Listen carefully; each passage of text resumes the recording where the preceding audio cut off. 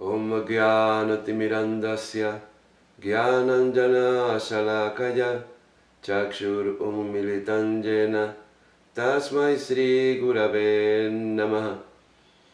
Namo Mahavadanyaya Krishna Prema Predayate Krishnaya Krishna Chaitanya Namne Gaura Twise Namaha.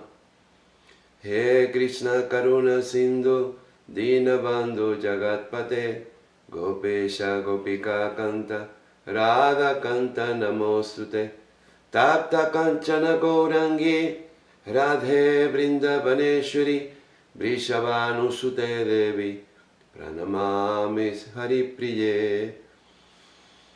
Om Vrindavai Tulasi Devyai Priyavai Kesavasya Cha Krishna Bhakti Pradidevi Satyavatyai Namo Namah. Bhaktya Vihina Yaparadalakai Shiptastakamaditarangamaadye Kripa Majitam Sharanam Prapanna Brinde Namaste Charanaravindam. Sri Krishna Chaitanya Prabhu Nityananda Sri Advaita Gadadhar Sri Vasali Gaura Bhakta Vrinda. Hare Krishna Krishna Krishna Hare Hare Hare Rama Rama Rama Hare Hare. Jai Nitai Gaura Premanandi Hari Hari Gaur. So, we are going to present a summary of the Bhagavad-Gita. In the first chapter of the Bhagavad-Gita, which is like the setting for the Mahabharata war, so many personalities are mentioned in the beginning verses of the chapter. How Duryodhana comes to his guru and told him about the strategy and the position of the opposing army, which is the army of the Pandavas. And he also gives a description of his own army to his guru Dronacharya. So Duryodhana is expecting a lot of support from his generals, because in his army he has generals like Bhishma, Drona, Ashwatthama, Kripacharya, and so many others who are very, very powerful warriors. But to emphasize on the strength of the Pandava, he also mentions the great personalities that are also going to be supporting the Pandava in this great war. So the first chapter of the Bhagavad Gita has so many teachings are there. We can envision from the first chapter the greatness of Arjuna, how he accepts Krishna's teachings, how he accepts Krishna as his guru, and how he surrendered to Krishna's instruction, and how he considered the values of life, the value of protecting children and women and old people also. He is a very high class Vaishnava. So he was so confident in winning the war, that before the war started, he asked Krishna to, please you put my chariot in the middle of both armies, because I want to see who is here willing to sacrifice his life for my evil cousin Duryodhana. So when Krishna puts Arjuna's chariot between the two armies, Arjuna can see, and it was also Krishna's own plan, because all that is taking place, it's controlled by Yogamaya, not Mahamaya, Yogamaya. The illusion of Arjuna seeing his parents, his friends, his uncles, and everyone in this war, this was all enacted by Yogamaya. Arjuna, before the war starts, Arjuna acts like if he was an ordinary human being. He is lamenting, his bow Gandiva fall from his hand, and he falls into a state of lamentation because he is so confident that he is going to win the war that he even tells Krishna that it is better that they kill me unarmed than to kill them and enjoy a kingdom tainted with their blood, especially the blood of my superior, who are my teachers. Arjuna is not considering that he's going to win a kingdom and he's going to be happy and he's going to be prosperous like nowadays people or a nation like the United States, they go to a war because they want to improve the condition of their economy. They want to live better. Arjuna, no. Arjuna is such a high-class being that he only sees that I don't want to enjoy a kingdom if it takes to kill somebody else. If it takes for me to kill somebody else in order for me to enjoy a kingdom, I don't want to do that.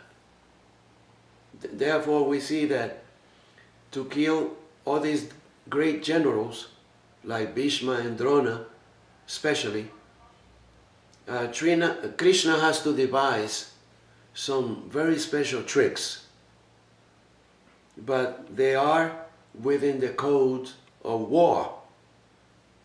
Because if Bhishma and Drona don't die, then the war cannot be finished. So Krishna devised a plan to kill Bhishma and also to kill Drona. And also there is a personality who takes birth especially to kill Drona.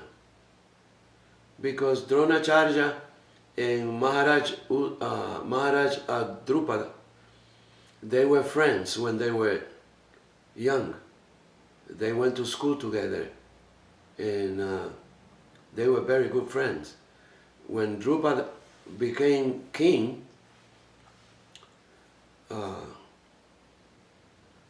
he didn't consider that maintaining his friendship with Dronacharya was even worth it, because they were no longer like on an equal level, you know.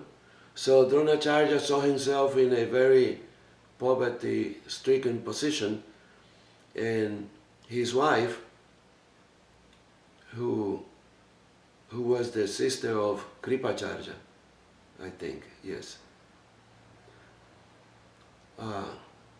She asked Dronacharya that we are living so poor.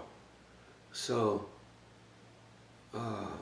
Drupad, the king, he was your friend when you were children. You went to school together. Now he is the king. you can go to him and ask him for some help, some monetary help. Actually, Dronacharya went to him for some monetary help.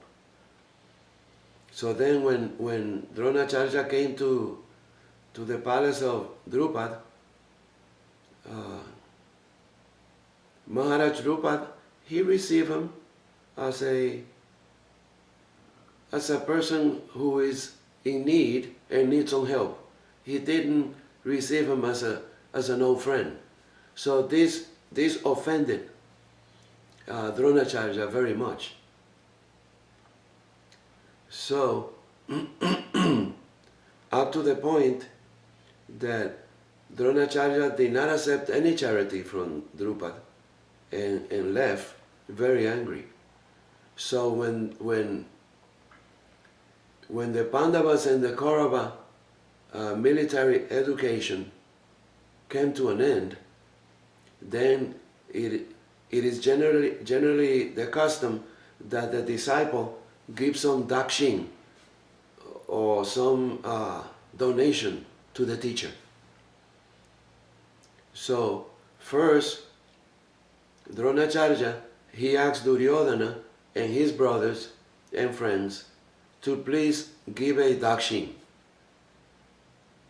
And the dakshin that Dronacharya wanted was that you go to the kingdom of Drupad and bring him here, arrest him and bring him here. So Duryodhana, whose false ego had no match in this world, he thought that going to Drupad and fight with his army was going to be like a very easy task.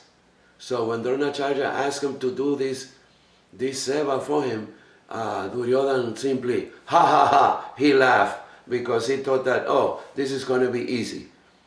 Actually, Duryodhana went there with his brother and his army and got defeated and came back to Dronacharya saying that we couldn't do it, Guruji. And Dronacharya simply smiled because he knew that the Duryodhana wasn't going to be able to do it, because Duryodhana was thinking that with material strength he was going to be able to defeat Drupad. So Duryodhana came back defeated. So when he asked the Pandavas, Arjuna, Yudhishthira, Bhim, Nakula and Sahadev, to please go and bring Drupad, arrest Drupad and bring him here as a dakshin, as a donation for the education that I have given you. Duryodhana thought that the Pandavas were going to take an army with them to bring Drupad to the feet of Dronacharya. Arrest Drupad and bring him. And when Duryodhana saw this, he also made a sarcastic gesture, and he also laughed. Ha ha ha ha! These five, they think they're going to defeat our army and bring Drupad here. So Yudhishthira, Arjuna, Bhim, and Nakula and Sahadev, they went there by themselves. They defeated Drupad's army, arrested Maharaj Drupad, and brought him to the feet of Dronacharya. And when the Pandava returned to Dronacharya with Drupada arrested, Duryodhana was totally spellbound. He was totally amazed and struck,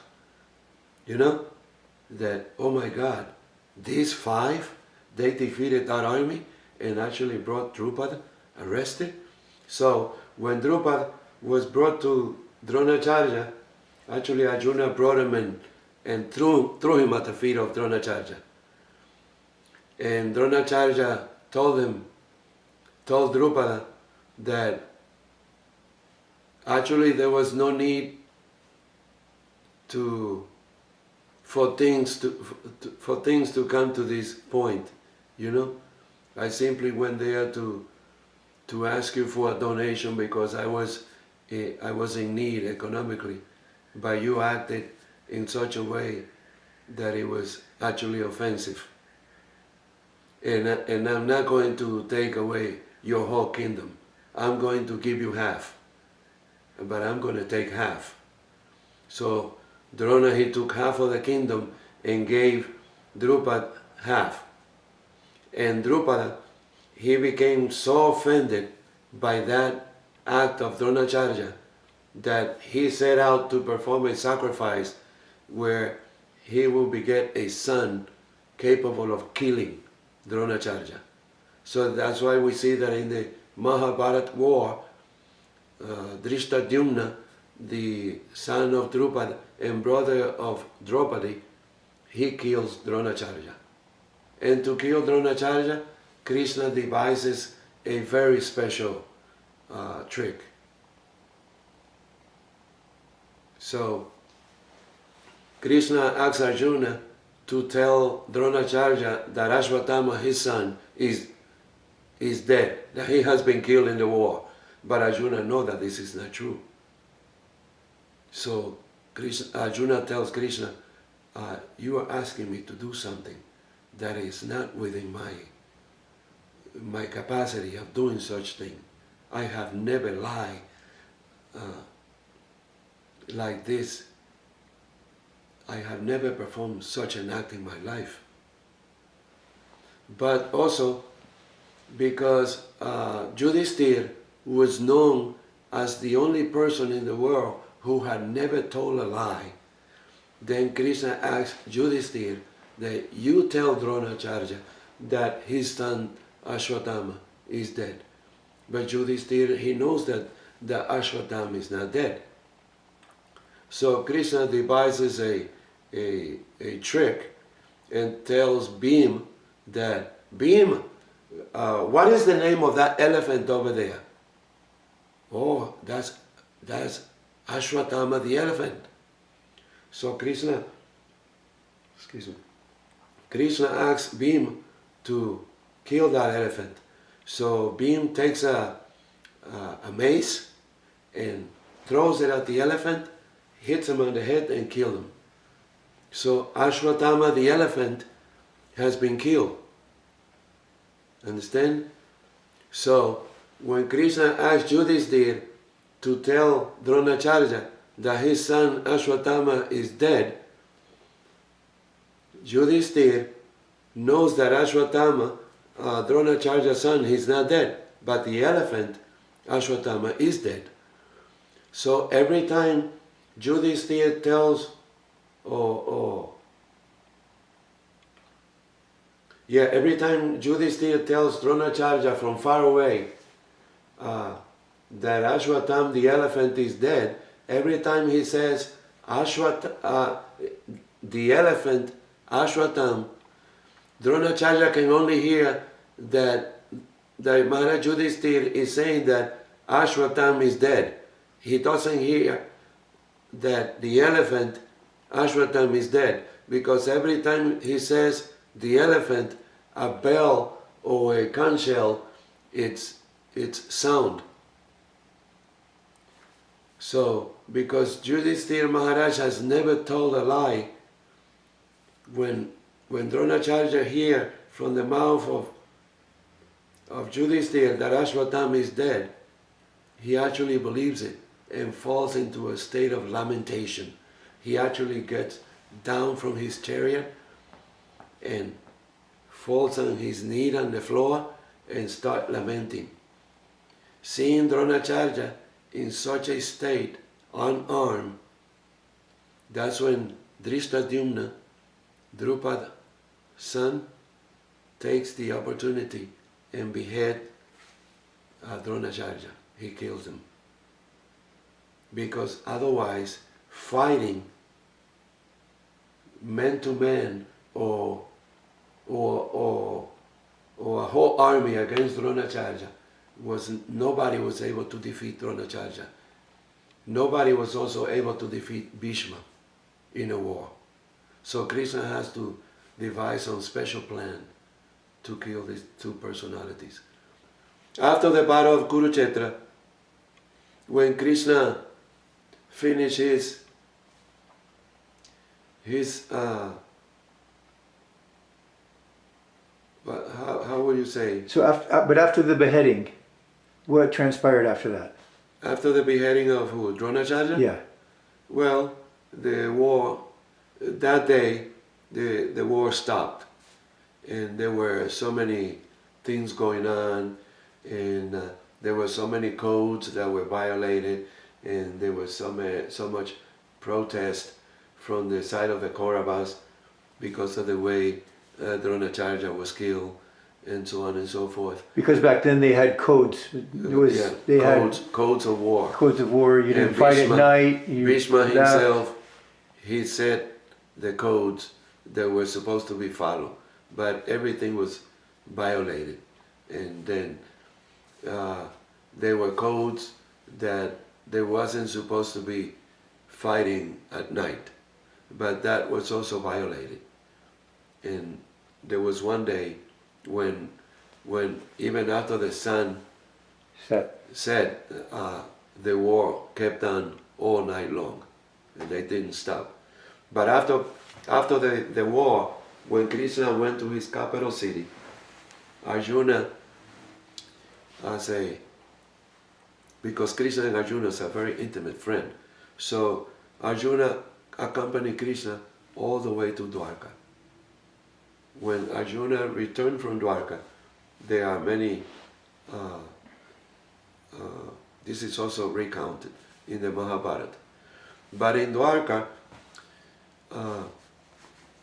when Krishna and Arjuna were in Dwarka, Arjuna asked Krishna if he could listen to the teachings of the Bhagavad-Gita that he had given him before the war started. And Krishna told him that it was not possible, because a similar circumstance will have to be created in order for such a teaching to be retold again. So what I said, based on the first chapter of the Bhagavad-Gita, is what came out because of the time and the circumstances, and because of what you asked me to say. But explain. So if I was to repeat what I had just said, that wouldn't be possible. Right. But you can explain how the battle transpired and how it finally finished. Oh, that will also take some time, because almost at the very end, or at the very end of the war, because all the codes were violated and broken, we see that Ashwatthama, the son of Dronacharya, he survived all throughout the war. And at the very end, when Bhima killed Duryodhana, or left him in the battlefield with his tight and weights broken and dying in pain, Ashwatthama came. Ashwatthama, Kripacharya, and there was another personality. There were three of them who came to Duryodhana, who was lying on the battlefield, dying in pain. So even in that condition, Duryodhana, he gave Ashwatthama the charge of his army. He made him the general in charge. The commander. The commander. He made him commander. So, because Ashwatthama, although he is the son of such a great father, Dronacharya, was such a great personality, even the demigods would bow down to Dronacharya. That's how great of a human being Dronacharya was. but because of the bad association that his son Ashwatam used to keep, Ashwatam developed the qualities of a demon, like a demonic person. So when Duryodhana made Ashwatam the commander of his remaining army, Ashwatam immediately thought that now is my opportunity. Now I promise you that I will bring here at your feet the heads of the 5 Pandavas. So the war has ended, and Duryodhana is in the battlefield, wounded and in a very painful condition, almost dying. But before his death, Ashwatam wants to do something that would maybe alleviate his condition, his anxiety. So he's thinking that if he is able to kill the Pandavas and bring their heads, maybe this will satisfy Duryodhana. But after Ashwatam went to do his heinous act, actually after maybe 5 minutes or so, Duryodhana actually died. And Ashwatthama, he sneaked into the camp of the Pandava, and thinking that the Pandavas were sleeping, which they were not, they were in another tent with Krishna conversing about what had transpired during the war. But there were 6 personalities sleeping in that tent, which was in the camp of the Pandava. And those 6 personalities were the 5 sons of Draupadi, who at a very early age, they were already general, Maharathis, great warriors. And they were not even 20 years old. They were like 16, 17, 18 years of age. But their military education was of such a caliber that they were Maharathis. Maharathi is a term that is used in Vedic culture for a great warrior. So these 5 Maharathis and Ashwatam, and not Ashwatam, Drishtadyumna, the brother of Draupadi, who killed Dronacharya, they were all sleeping in this tent. And Ashwatthama, while they were sleeping, he sneaked into their tent and beheaded them all with a sword. He cut the head of each and every one of them, and he put those heads in bags and took them to where Duryodhana was already dead. Thinking that Duryodhana was still alive, Ashwatam made that big mistake. Such a big mistake. Because when he brought the head of the 5 Pandavas plus the head of Drishtadyumna to Duryodhana, Duryodhana was already dead. So realizing the gravity of the sin he had committed, he went to the hermitage or the ashram of Vyasadeva. Vyasadeva, because he is Trikala Gya, he is Bhagavan himself. Vyasadeva is the literary incarnation of God. So he knows past, present, and future of anything. So when Ashwatthama came to his ashram, Vyasadeva already knew what he has done. So Ashwatthama wanted Vyasadeva to please give him a process of atonement so that he can become free from the sin that he had committed. And Vyasadeva told him that he was such a fool thinking that he had killed the Pandava, and actually Krishna and the Pandava at that very instant were coming to visit Vyasadeva. And Vyasadeva even told them, see, here are the Pandava, they are coming. You didn't kill them. You actually killed their sons. And the Srimad Bhagavatam tells how after the death of the five princes, not princes, yes, princes, right? Yeah. After the death of the five princes, plus her brother Drishtadyumna,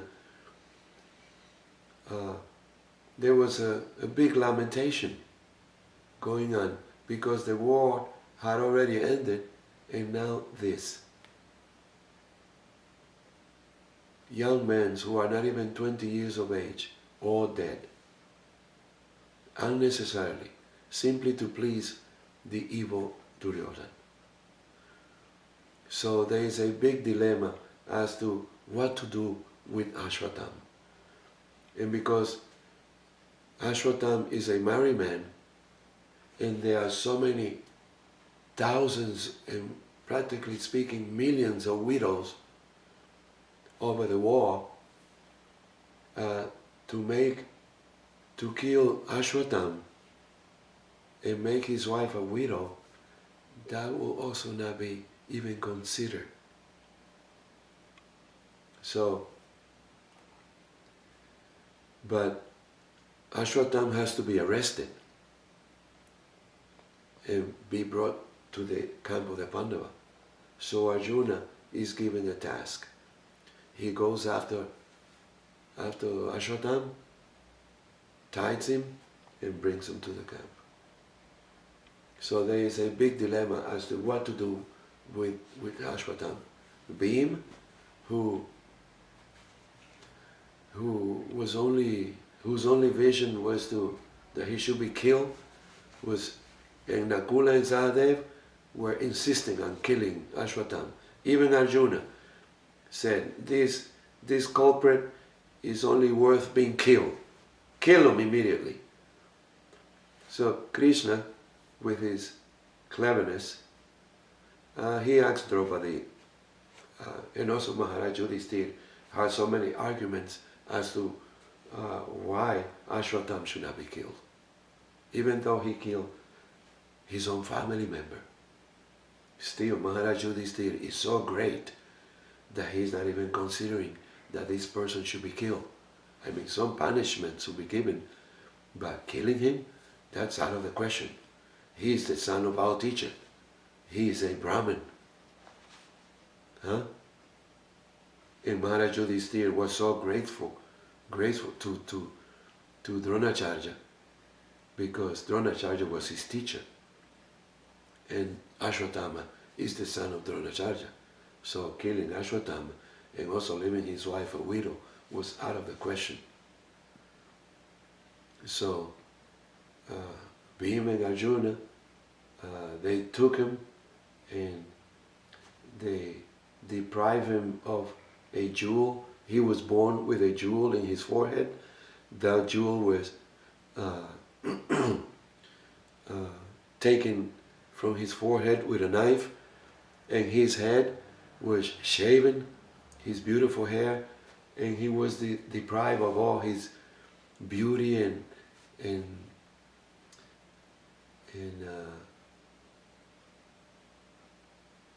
all of his amazing quality. And Krishna also cursed him. Krishna gave Ashwatam the curse that I curse you to wander until the end of time.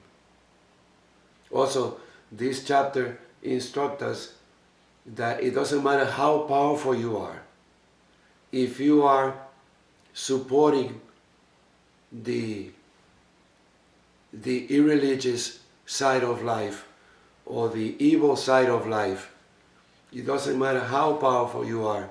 Also, it is told in Shastra in the holy scriptures of ancient India, it is told that whoever God wants to kill, nobody can protect. And whoever is protected by God or Krishna, nobody can kill. So from this first chapter of the Bhagavad Gita, we learn so many beautiful instructions, especially about the quality of human being that Arjuna is. Arjuna is, that's why Krishna tells him in many shlokas of the Bhagavad Gita, he calls him by different names, such as Partha, Manusresta, Manusresta, all best of the human beings, all best among men, because he was actually the best. This is why we see that Parampujapat Bhaktivedanta Swami Srila Prabhupada, he writes a very short or a small book called The Perfection of Yoga, how Arjuna accepted Krishna's teaching, because Arjuna, he is the best of the humans. There was no human being better than Arjuna. Arjuna was the best. So in the way that Arjuna is accepting the Bhagavad Gita, this is the way that we should accept the Bhagavad Gita. How the best human being accept Krishna's teaching, this is the way we should accept Krishna's teaching. And generally, people see that, or the common people, they think that becoming a Hare Krishna is to become a sentimentalist or even crazy. But if people will take time and the sensibility of studying what is in the Bhagavad Gita, what is in the Srimad Bhagavatam, then people will know what is the level of psychology presented in these great books of wisdom. The knowledge presented in these books, it is so high that you will have to purify yourself to an extent that commonly it will be like you will look like a crazy person to the common people, because you don't eat this, you don't eat that, you don't wear this, you don't wear that, and like this, you don't even buy a car with leather seats, because you don't want to be driving and sitting on top of the skin of a dead cow. I mean, think about it, huh? The skin of a cow, the skin of an animal, you're going to wear that on yourself? That is disgusting. But common people, they don't see it like that.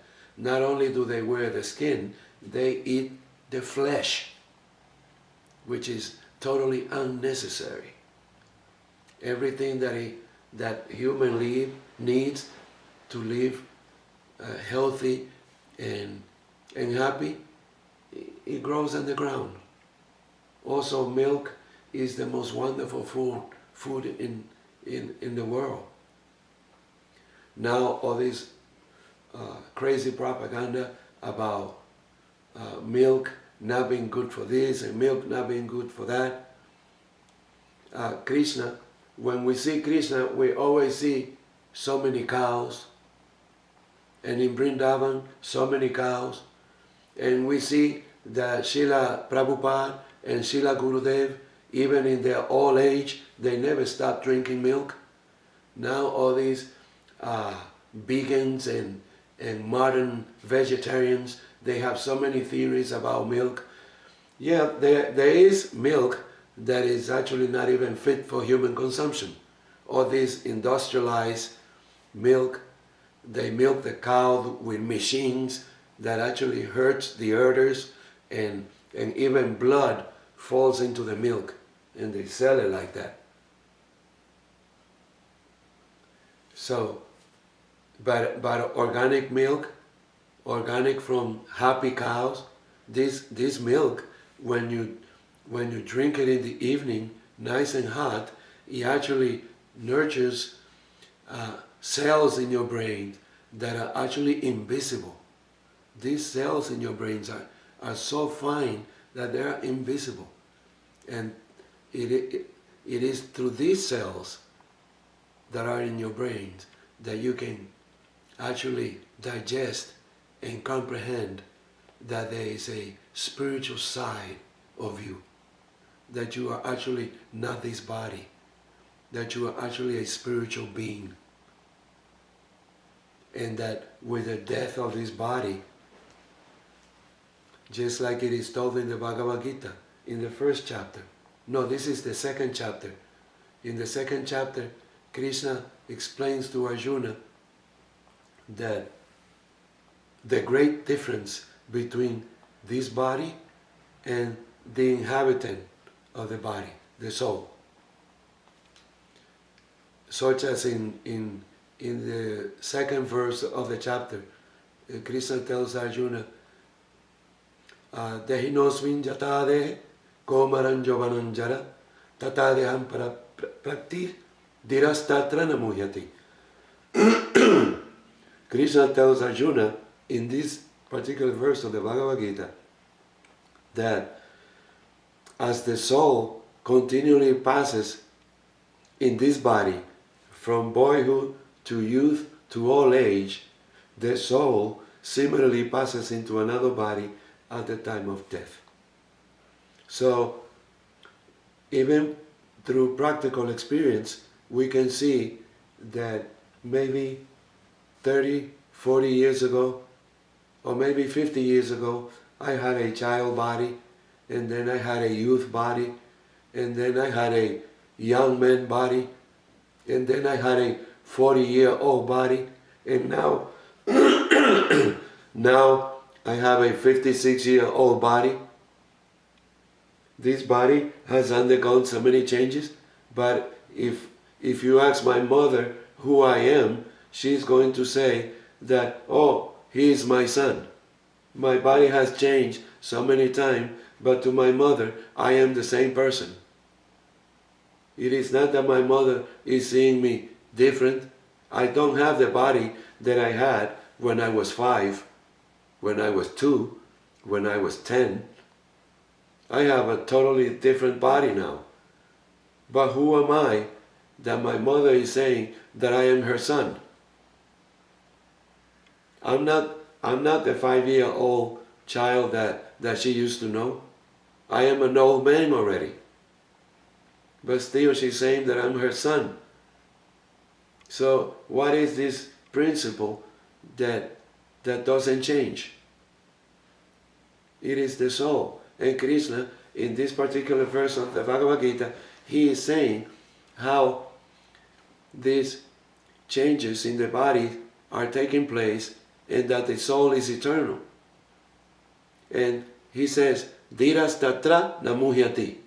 Those who are sober, those who have acquired the necessary intelligence to understand the nature of spiritual life, they don't become disturbed by the changes that the bodies undergo, especially the final change, which is when you ultimately give up this body, which is called death. For a devotee of Krishna, death means taking on a new body and a better body. Actually, one can even go to the heavenly planet and be a demigod. But in this line, in this philosophical line of Sri Chaitanya Mahaprabhu, as Vaishnava, we don't aspire for this heavenly life. We don't want to go to heaven. We want to be engaged in Krishna's service. We want to go to the spiritual world where life is eternal, where you will enjoy with the Supreme Lord as a friend, as a brother, as a parent, and even as a lover, which in the Gaudiya Vaishnava Siddhanta, or the Gaudiya Vaishnava way of seeing spiritual life, this is the highest goal that we can actually attain here as human beings. We are told by Shastra and by Guru and Sadhu that even life superior to humans, the life of the demigods, they are standing in line to take birth as human beings on this planet, because in the short life of a human being, if a human being participates in this movement of chanting the holy names of God, in one lifetime, a person can attain perfection. In a short life of maybe 100 years or even less, a person can attain perfection and go back to the spiritual world where we are meant to be. Not here in a place that Krishna describes in the Bhagavad-Gita as Dukkhalayam Ashashvatam, a place which is temporary and full of misery. It doesn't matter who you are and how much material facilities you have in life, you still suffer. You still get headache. You still get sick. You can run into an accident driving a car. You can die in a plane crash. It doesn't matter. When death comes, it comes, and it doesn't matter who you are.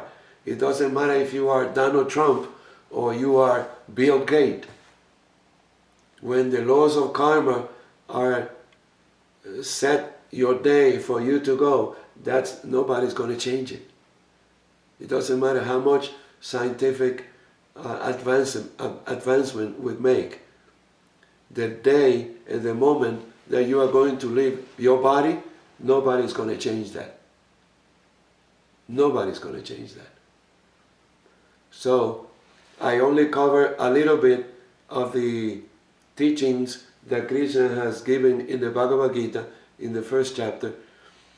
And if we are going to speak something about what Krishna presents in all the 18 chapters of the Bhagavad Gita, then it's going to take us some more time.